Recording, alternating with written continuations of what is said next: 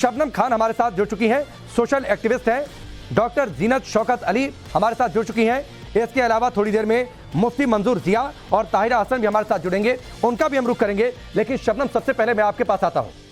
तस्वीरें ईरान से जो आई उसका समर्थन दुनिया कर रही है, उन महिलाओं के साथ दुनिया खड़ी है, लेकिन हिंदुस्तान में सियासत हावी क्यों है? क्यों यहां के सो कॉल्ड लिबरल्स बेटियों के साथ नहीं खड़े हैं? और क्यों हिंदुस्तान में इसे धार्मिक आजादी से जोड़कर देखा जाता है? नहीं, अगर बेटियों को हिजाब ना लगाइए कह देंगे तो उनका जो वर्चस्व था मुस्लिम पुरुषों पर, और बेटियों को जो अपने हिसाब से घुमाया करते थे, फिराया करते थे, अपने हिसाब से उनका इस्तेमाल किया करते थे हलाला के नाम पर, वो उनके हाथों से निकल जाएगा। अगर बेटियों को कह दिया आप हिजाब, कल फिर बेटियां कुछ और मांग करेंगी कि हमें नौकरी भी करने दी जाए। ये तो कहते हैं परफ्यूम लगा लिया तो बेटी हराम है, आपके ऊपर परफ्यूम हराम है, आप अगर कहीं नौकरी करती हैं वो हराम है, जबकि इस्लाम धर्म में ऐसा कुछ भी नहीं लिखा है। इस्लाम धर्म बहुत प्रोग्रेसिव धर्म है भाई, और वो हमेशा आगे बढ़ाने की बात करता है। हमारे प्रोफेट मोहम्मद जिनके हम लोग फॉलोअर हैं, वो हमें आगे ले जाने की बात करते थे 1400 साल पहले की जो हम बात करते हैं, जिनके हम सब मतलब हम उनको फॉलो करते हैं, उनके बिना हमारा कोई पत्ता भी नहीं हिलता है। वो जब हमें कहकर गए बेटी को पढ़ाइए, समय के साथ आगे बढ़ाइए, और जिस देश में रहते हैं, जिस देश की रोटियां खाते हैं, उस देश के कानून को फॉलो करिए, तो फिर ये मुल्ला कौन होते हैं हमें बताने के लिए कि आप हिजाब लगाकर ही घूमेंगी? और फिर अगर आप यहाँ पर तो चॉइस के लिए भी लड़ने लगते हो कि चलिए चॉइस का मामला है, शबनम खान नहीं लगाती तो नहीं लगाती, मेरी बेटी तो क्लासरूम में जरूर लगाएगी, बाहर जीन्स टी शर्ट पहनेगी लेकिन क्लास में लगाएगी हिजाब। तो ये सब राजनीतिक रंग है।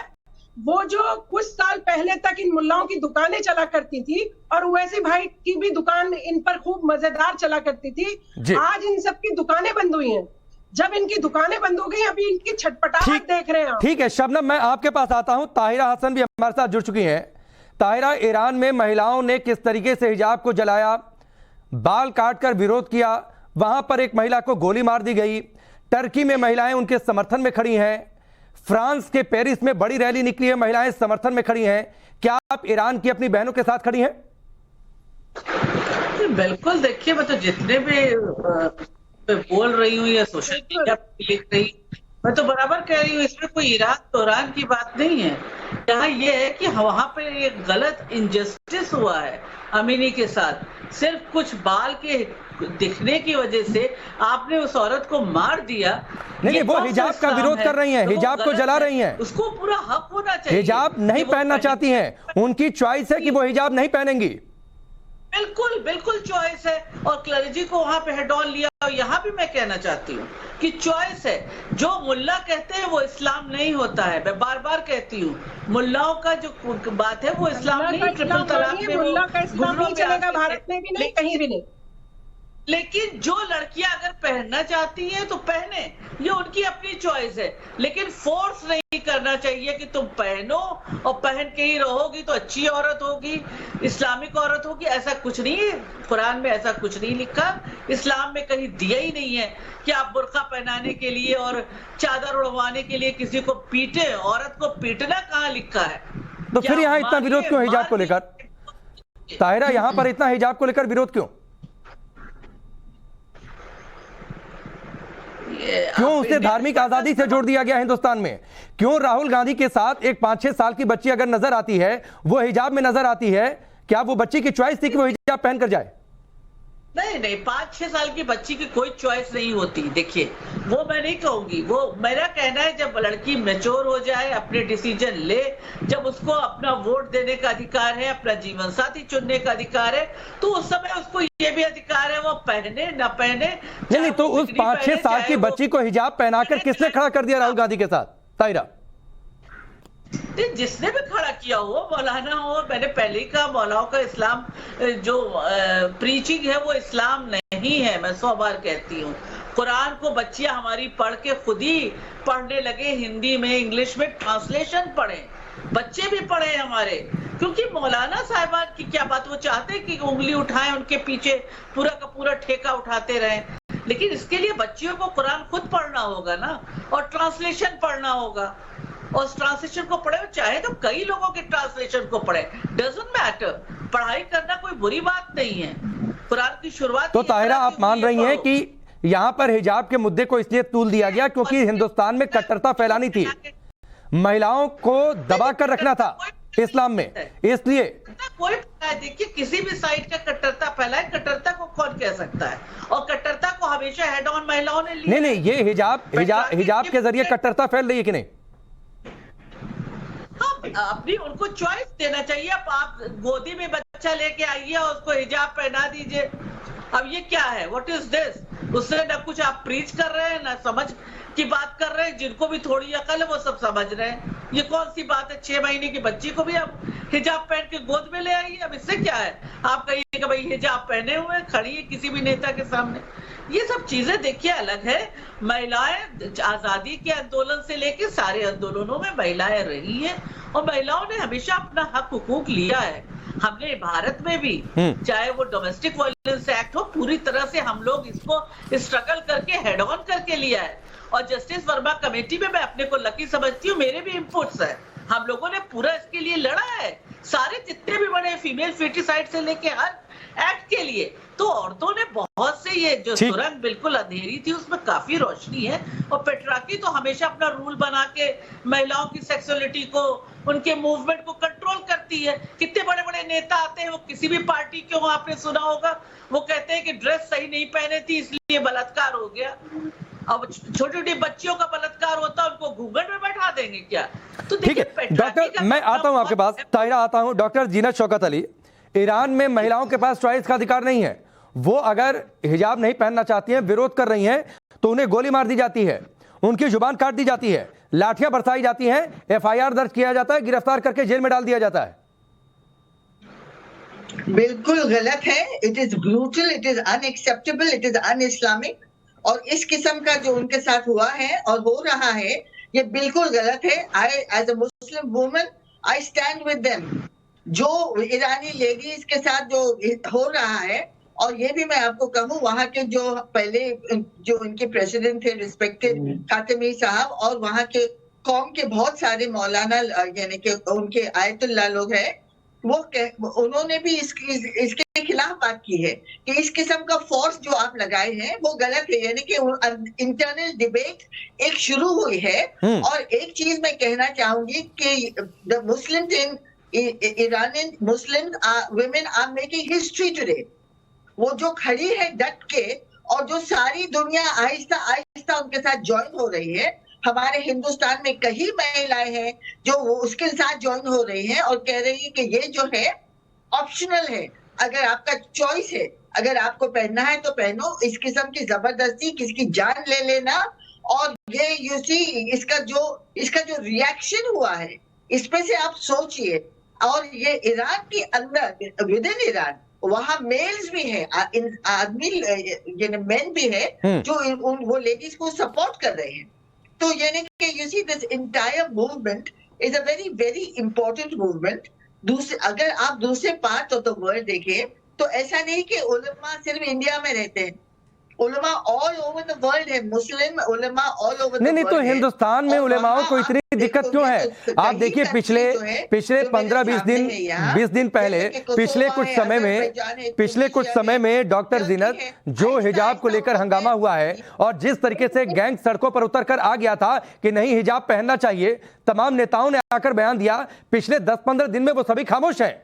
ईरान में जिस तरीके से महिलाओं पर जाती हुई है, उस पर ओवैसी बोलने नहीं आते, दूसरे नेता बोलने नहीं आते, उस पर उनकी जुबान सिल चुकी है। वो ट्विटर पर कुछ नहीं लिखते हैं, यहां ताल ठोकर कहते हैं, धर्म से जोड़कर देखते हैं और कहते हैं कि अगर महिलाओं को हिजाब पहनने से रोका जा रहा है तो यह धार्मिक आजादी का उल्लंघन है। ये गलत है, ये बिल्कुल गलत है। इसको मजहब के साथ जोड़ना गलत है, ये कल्चरल प्रैक्टिस है। ये इस्लाम ने कहा है, मैं नहीं कह रही हूँ। ये कुरान शरीफ की जो आयतें हैं, उसके पुराने पहले जमाने से लेके मॉडर्न जमाने तक जो इंटरप्रेटर्स है वो कह रहे हैं, जमखशरी कह रहे हैं, इमाम राजी कह रहे हैं, मोहम्मद असद कह रहे हैं, अब्दुल्ला यूसुफ कह रहे हैं, और कई दूसरे कह रहे हैं। ये मेरा कहना नहीं है। तो ये जो दबाव जो आप डाले, और ये फर्दुल ऐन या फर्दुल किफाया नहीं है, मतलब ये इट इज नॉट ऑब्लिगेटरी। और एक वर्स भी है कि जो लोग नहीं कर सके, there is forgiveness for them. ये आप ट्रांसलेशन पढ़ के देख लीजिए। तो बोलने का मतलब ये है कि आप डिसेंट ड्रेस पहनो, आप मॉडर्न ड्रेस पहनो, लेकिन इस किस्म की जबरदस्ती और इस किस्म का आपको दबाव और इस किस्म का जो कुछ ईरान में फिलहाल इस्लाम के नाम पे हो रहा है, this should not happen. You see, cultural practice एक चीज है, रिलीजियस अंडरस्टैंडिंग और ऑब्लिगेशन वो दूसरी चीज है। मेरे ख्याल से ये मेरा कहना है, और लोग उसे इत्तेफाक रखे या ना रखे, मैं ये बहुत सोच समझ के बता रही हूँ। और इसके साथ मैं आपको बता रही हूँ कि जैसे कि एक ultra conservative country like Saudi Arabia, उन्होंने कहा, उनके इमाम अब्दुल्ला इब्न मुतलक जो बड़े वहां के उलमा है, जो तहतवी साहब है, जो इमाम, he was a rector of the Al Azhar university, इन्होंने बताया है कि डिसेंट ड्रेस पहनिए और आपको अगर पहनना है अबाया तो पहनो, और इतना तक कहा है कि women all over the world dress decently, यानी कि वो अबाया नहीं पहनते लेकिन वो डिसेंट है, अच्छे हैं। तो आप इस किस्म का ड्रेस पहनिए। लेकिन शबनम जी, पिछले कुछ समय में जब हिजाब का मसला उठा और हिजाब के मसले के बाद जैसे भारत में पोर्ट्रे कर दिया गया, नहीं साहब अगर महिलाएं हिजाब नहीं पहनती हैं तो आप तो धर्म में हस्तक्षेप कर रहे हैं, सड़कों पर प्रदर्शन किए गए, तोड़फोड़ मचा दी गई इस देश में हिजाब के नाम पर। आपको लगता नहीं है कि ये वक्त है जब हिंदुस्तान की सभी मुस्लिम महिलाएं भी उठकर खड़ी हो जाएं कि नहीं ये गलत है और ये मसला उनकी आजादी से जुड़ा हुआ है जैसा ईरान में हो रहा है? ये बड़ी बात है। यहाँ देखते हैं जो धार्मिक गुरु बनकर जगह जगह घूमते, चोला पहनकर आपको धार्मिक गुरु दिखाई देते हैं, उनका बहन बेटियों से कोई लेना देना नहीं है। आप कभी सोच रहे हो कि उन्हें हमारी रेस्पेक्ट या किसी चीज की चिंता है? सॉरी टू से, ये सब चिंता नहीं है उनको चिंता है जो राजनीति वो उस समय मजे लिया करते थे, राजनीतिक रोटियां सेका करते थे अपनी महिलाओं के ऊपर, और पॉलिटिकल पार्टी से जो मजे लिया करते थे वो कहीं ना कहीं उनकी खत्म होती जा रही है। जैसे 3 तलाक का मुद्दा, क्या कभी आपने सुना था कि कोई सरकार बहन बेटियों से पूछे कि आपके दिल में क्या है, आपका दर्द क्या है? पहली बार जब मोदी जी की सरकार आई है, ये मैं कोई भाजपा या कांग्रेस की बात नहीं कर रही हूँ, लेकिन जिसने जो अच्छा किया है हमें खड़े होकर उसे सराहना चाहिए। जब मोदी जी की सरकार आई और कोर्ट ने पूछा कि बहन बेटियों आप बताओ क्या ये आप ये जो 3 तलाक है इससे मुक्ति चाहती हैं, और सरकार का क्या स्टैंड है? पहली बार कोई सरकार, राकेश भाई, मुस्लिम बहनों के साथ, मुस्लिम लड़कियों के साथ खड़ी हुई है, पहली बार कोई सरकार। सिर्फ पेट दर्द मोदी जी का है, बाकी कोई पेट दर्द नहीं है इनको। ठीक, तो ताहिरा, इसलिए क्या हिजाब का विरोध हो रहा है क्योंकि मोदी विरोध करना था, सरकार का विरोध करना था, उन्हें मुस्लिम महिलाओं से कोई लेना देना नहीं है? कोई बहन बेटी का हिजाब का कोई मामला नहीं है, इनको सिर्फ मोदी जी का पेट दर्द है। उस पेट दर्द को लेकर मुस्लिम महिलाओं ने मोदी जी के टाइम में ट्रिपल तलाक में सब थे, हम लोग सब थे, ज़ीनत आपा भी थी, तो हम लोग ट्रिपल तलाक में बिना कुछ डरे, बिना झुके मौलानाओं को सारे चैनलों पे हेड ऑन ले रहे थे। तो ऐसा नहीं था, कोर्ट स्टूड विद अस, ऐसा नहीं है, highest court of the land stood with us. तो वो बिल्कुल गलत था, ना कहीं कुरान में ट्रिपल तलाक दिया था ना कुछ था। ये मौलाना ना पर्सनल लॉ बोर्ड की बहुत बड़ी, मैं कहती हूँ बहुत बड़ी ये गलती थी, बहुत बड़ा उन्होंने ये गलती की थी कि उनको घुटनों पे खड़ा होना पड़ा कोर्ट में। तो ये हम लोग उनसे बराबर कह रहे थे कि भैया हटा दीजिए, ये कुरान में भी नहीं है। लेकिन देखिए वही बात है, मैंने कहा ना कि जो मुल्ला लोग प्रीच करते हैं वो इस्लाम नहीं होता है। ठीक है, इस्लाम कुरान में जो लिखा हुआ है वो है भाई इस्लाम। ठीक है, ठीक है, चलिए ताहिरा जी और शबनम जी, मैं आपके पास लौट कर आता हूँ। मुफ्ती मंजूर जियाई जी हमारे साथ जुड़ चुके हैं। इस्लाम मानना छोड़ दीजिए। ठीक है, ठीक है, ताहिरा और शबनम जी मैं आता हूँ आपके पास। की दिशा और दशा को तय करता है, उस प्रदेश से वैसी कोई एक सीट नहीं मिली। और महिलाएं समझदार है, अपना हिजाब कहाँ जरूरत है कहाँ नहीं है अपने आप लगा सकती है, ये कौन होते हैं हमें बताने वाले? ठीक है, हमारे साथ जबरदस्ती करेंगे। ठीक है, मुफ्ती मंजूर जियाई जी आप थोड़ा देर से जुड़े, लेकिन देखिए महिलाओं की एक साथ आवाज है। हिजाब पहनने को लेकर आप जबरदस्ती नहीं कर सकते। ईरान में जो कुछ हो रहा है वहां पर हिजाब को जलाया गया, विरोध प्रदर्शन हुआ, क्या आप वहां की बहनों के साथ खड़े हैं? देखिए, मैं कुरान और हदीस के साथ खड़ा होता हूं और इज्जत नफ्स के साथ खड़ा हूं। तो अहम बातें हैं कि इस्लाम किसी चीज की किसी को जोर जबरदस्ती नहीं करता। ला इकराह फिद्दीन, दीन में कोई जबरदस्ती करना नहीं है। बस ये है कि उसूल दीन बताना ये जरूरी है और उसूल दीन जो बताते हैं इसमें किसी को कोई एतराज नहीं होता। हर एक शख्स को अपने अपने तौर पर अपने अपने तरीके से कुरान की तमाम बातों को लोगों तक पहुंचाना, जो कुरान में लिखा है वही पहुंचाना चाहिए। अब बात जहां ईरान की है तो ये ईरान का मसला बहुत अहम हो गया है, लेकिन इसे अहमियत ना देते हुए हमारे मुल्क में जो वातावरण है उस पर तवज्जो देनी चाहिए। और ईरान ने जो कुछ भी किया है, जिस बच्ची का वहां पर कत्ल हुआ, उस कत्ल की मजम्मत हर एक जी अक्ल करेगा, चूंकि किसी की जान लेना नकाब से ज्यादा इंपॉर्टेंट नहीं है। आप ये समझें कि जान बहुत ज्यादा इंपॉर्टेंट है बनिस्बत नकाब पहनने और ओढ़ने के, क्योंकि अगर जान ही नहीं बचेगी तो नकाब कैसे ओढ़ेंगे और पहनेंगे। इसलिए हमें चाहिए कि कुरान और सुन्नत पर अमल करते हुए हमारी बहनें भी अमल आप कैसे कह रहे हैं ईरान में जो हो रहा है उसको तवज्जो ना दी जाए? ईरान में महिलाएं आवाज बुलंद करें कि हिजाब नहीं पहनना है हमें। तुर्की में महिलाएं आ गई, फ्रांस की पेरिस में बड़ी रैली निकली है। आप कैसे कह रहे हैं कि उसको तवज्जो ना दी जाए? वहां पर महिलाओं की चॉइस की बात आपको नहीं समझ में आती है? देखिए, आप अगर सही तरीके से इस बात को देखेंगे तो हर एक मुल्क का अपना अपना एक कानून है। हर एक मुल्क के लोगों को अपने मुल्क के कानून की पासदारी करनी चाहिए। हमारे मुल्क में जो कानून है हम अपने मुल्क की पासदारी करते हैं। ईरान में अगर जो कानून है तो वहां के मुल्क के वासी वहां के कानून की पासदारी करें। क्या पासदारी करना गुनाह का काम है? क्यों आप फ्रीडम ऑफ रिलीजन की बातचीत नहीं? गुनाह का काम? क्या ईरान में महिलाओं को अधिकार नहीं है? क्या ईरान में महिलाओं को अधिकार नहीं है? वहां फ्रीडम ऑफ रिलीजन की बात नहीं समझ में आ रही है आपको? पासदारी करना, ईरान के कानून की पासदारी करना और वहां की हुकूमत का करवाना, ये दुरुस्त है या नहीं है? नहीं, वहां पर जबरदस्ती फिर ठीक है। नहीं, आप फिर आप ये जबरदस्ती की बात है, जबरदस्ती की बात ठीक है।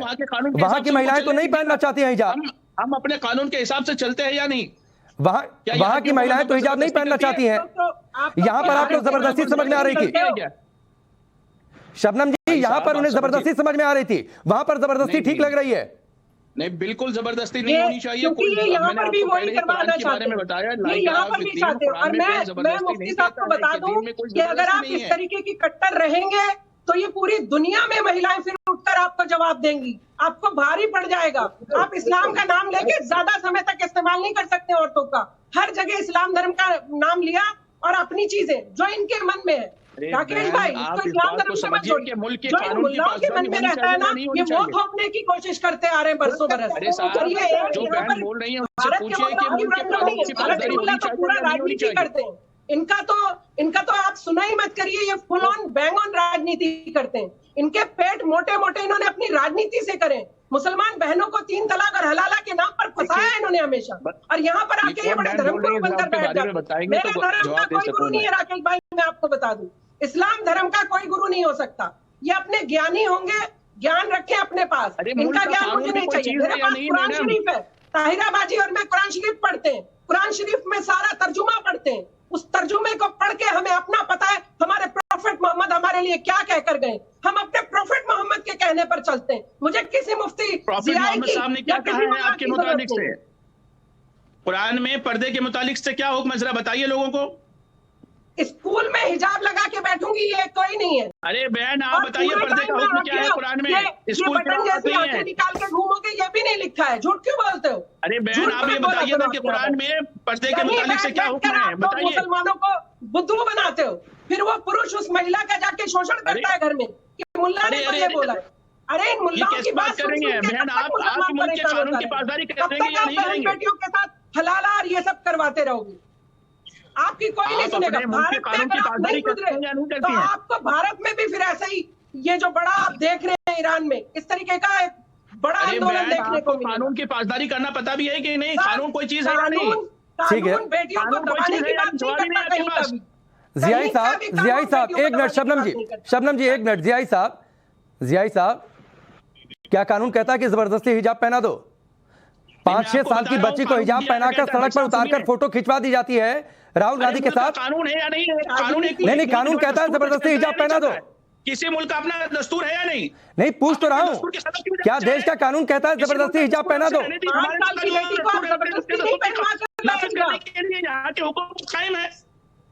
आपको ये समझ में आता है कि नहीं? हर एक मुल्क में एक दस्तूर है, कानून है, वो अपने मुल्क के कानून के हिसाब से मुसलमानों का इस्तेमाल करते करते मुल्ला थकते नहीं है। शबनम जी, आपको तमीज भी नहीं है और मालूम भी नहीं है कि कुरान क्या कहता है और दस्तूर से चलना चाहिए या नहीं। एक मुल्क चलाने के लिए कानून की जरूरत होती है। पढ़ती हूँ सारी चीजें, ये मुफ्ती लिखने से जरूरी नहीं है कोई ज्यादा समझदार हो जाएगा। आपसे ज्यादा ये जो तीनों बहनें बैठी हैं ना, हर चीज की समझ रखती हैं। इस बात की कि एक मुल्क कैसे आप चलता तो है। ये भी कहते थे कि औरतों में कमतल होती है, आप तो ये भी कहते थे। आपको पैदा भी हम करें और सारी चीजें हम पे ही आप लादने की कोशिश करेंगे। 9 महीने पेट में रख के हम आपको पाले पोसे और आप कहते हैं कि औरत गंदी है, औरत खराब है, औरत कमजोर है, दिमागी रूप से कमजोर है। अरे पैदा हम करते हैं आपको, इसलिए डबल कहते हैं आपको। फिर अरे किसने खराब है? अरे मुल्क चलाने के लिए कानून की जरूरत पड़ती है। बड़ा तमाशा है, ये जरा भी आपको फिक्र नहीं है कि ये पता नहीं चलता है कि मुल्क कैसे चलता है। मुल्क कानून से चलता है और कानून की पाबंदी होनी चाहिए। बताइए ना, अपने भ्रम में फंसाकर इसी चक्कर में लगाए रखते हो कि बस नहीं हिजाब ले ले, मुल्क कैसे चलता है शबनम? मदरसे में आना, मदरसे में 50 बच्चे पाल के रखूंगा, खाना एक को भी नहीं दे पाऊंगा, फिर एक एक की घंटी बजाऊंगा।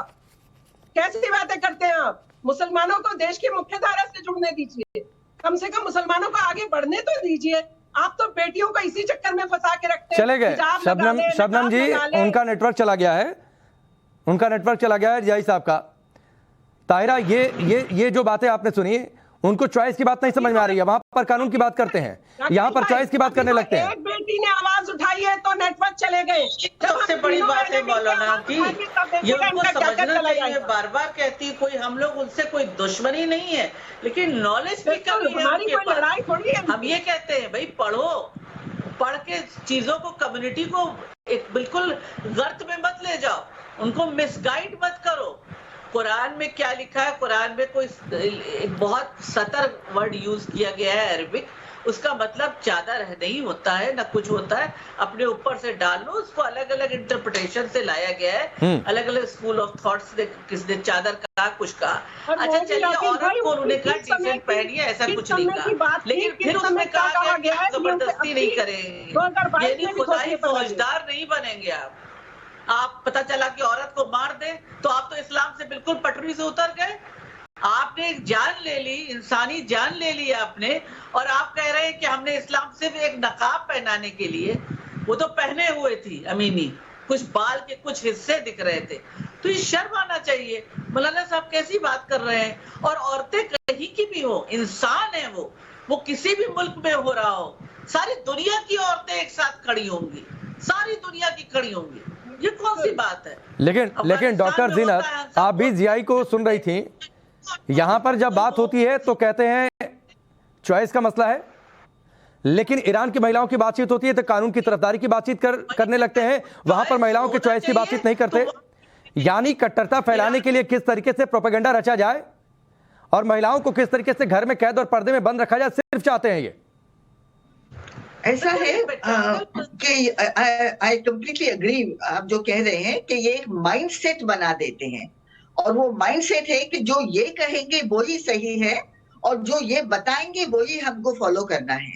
देखिए, ऑल ओवर द वर्ल्ड जब ये वो कानून की बात कर रहे हैं तो कानून अलग अलग देशों ने 57 Muslim countries, about round about under 60 Muslim countries, वहां भी तब्दीली लाई गई।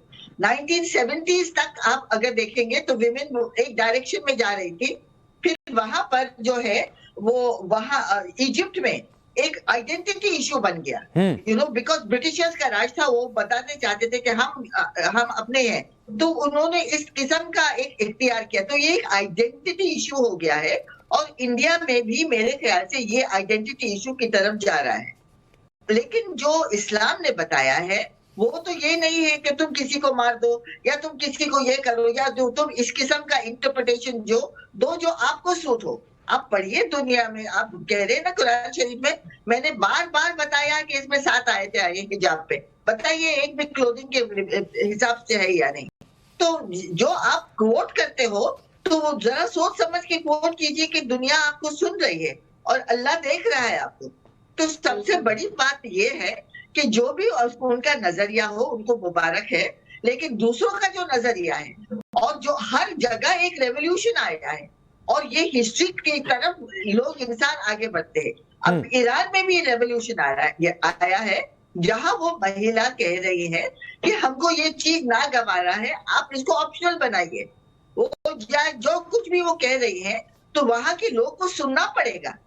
कोई भी किसी भी किस्म की रूलरशिप हो या ठीक है। डिक्टेटरशिप शबनम फ्रांस में रोक है, Belgium, Netherlands, Italy, Austria, Norway, Spain, ये वो मुल्क हैं जहां पर हिजाब पर रोक है। ईरानी महिलाएं जिस तरीके से विरोध प्रदर्शन कर रही हैं, उनके समर्थन में अमेरिका, कनाडा, फ्रांस, तुर्की, अफगानिस्तान, लगातार तस्वीरें सामने आ रही हैं किस तरीके से महिलाएं सड़कों पर उतरकर समर्थन अपना जता रही हैं। हिंदुस्तान की बातचीत होती है तो यहां पर हम प्रोपेगेंडा रचने लगते हैं, यहां पर हम चॉइस की बातचीत करने लगते हैं, लेकिन चॉइस को लेकर जब सवाल किया जाए तो वहां पर कानून का हवाला देने लगते हैं। यहां पर 5-6 साल की बच्ची को बुर्का पहनाकर खड़ा कर दिया जाता है, राजनेता तस्वीर खिंचवाने लगते हैं और उसको एक धर्म विशेष से जोड़कर, उसकी आजादी से जोड़कर रख दिया जाता है। आखिरकार ये कब तक चलेगा? यहाँ पर सारी चीजें जो मुस्लिम कौमी रहबर जिनको हम कहते हैं, सो कॉल्ड कौमी रहबर, यहाँ पर वो सब पॉलिटिकल आदमी है। आप उनको कौम से कोई लेना देना नहीं है। वो उन पार्टीज का काम कर रहे हैं जिन्होंने उनको ये काम दिया है कि मुसलमानों को आपको गलत ट्रैक पर ही रखना है। अगर मुसलमानों, महिलाओं को स्पेशली अगर आपने सही ट्रैक पे आने दिया तो वो अपने हक जान जाएंगी। कुरान शरीफ ने हमें क्या बताया वो जान जाएंगी। इस्लाम धर्म कितना प्रोग्रेसिव धर्म है हम वो जान जाएंगे। बस इससे रोकने के लिए, और मुल्ला जो मलाई खाते आ रहे इतने साल से, उनकी मलाई ना बंद हो जाए, इसकी वजह से हमें टारगेट करते हैं कि आपने तो जीन्स पहन लिया, आप मुसलमान ही नहीं रहे, आप तो शर्ट पहनना ही है, आप तो मुसलमान ही नहीं रही। मेरे को अल्लाह पाक ने पैदा किया है, मैं अल्लाह पाक की बेटी हूँ, मैं अल्लाह पाक से खुद संवाद कर सकती हूँ, जो क्योंकि उन्होंने मुझे किताब दी है कुरान शरीफ। तो मेरे को किसी मुल्ला मीडिएटर की जरूरत नहीं है कि वो मुझे जानकारी देगा मुझे क्या चीज चाहिए क्या नहीं चाहिए। ठीक है, मैं कुरान शरीफ पढ़ूंगी, उसकी सूरतों को समझूंगी और मैं अपने आप हर चीज, अल्लाह का शुक्र है अल्हम्दुलिल्लाह, अपने कुरान शरीफ को फॉलो करते हुए आगे बढ़ती रहूंगी। कुरान शरीफ ने मुझे कहीं पैक नहीं किया किसी चीज में, उसने मुझे स्वतंत्रता दी है। कुरान शरीफ में आपको कानून की, जैसे भारत हमें स्वतंत्रता देता है, ऐसी कुरान शरीफ भी हमें स्वतंत्रता देता है। बिंदास जिए, अच्छे से जिए, अच्छे रहे, अच्छे इंसान बने। बस यही ठीक आपने बेहतर तरीके से बात कही और आप तीनों ने जिस तरीके से आवाज बुलंद की है, जियाई साहब चले गए नहीं तो मैं उनसे सवाल जरूर करता, सुन जरूर रहे होंगे, और वो तमाम नेता और मौलाना जो कि हिजाब को कट्टरता से जोड़ देते हैं, धार्मिक आजादी से जोड़ देते हैं, उन्होंने आपकी बात जरूर सुनी होगी और इससे उम्मीद है कि सबक लेंगे। बहुत बहुत शुक्रिया आप तीनों का हमसे जुड़ने के लिए, इस पूरी बातचीत के लिए।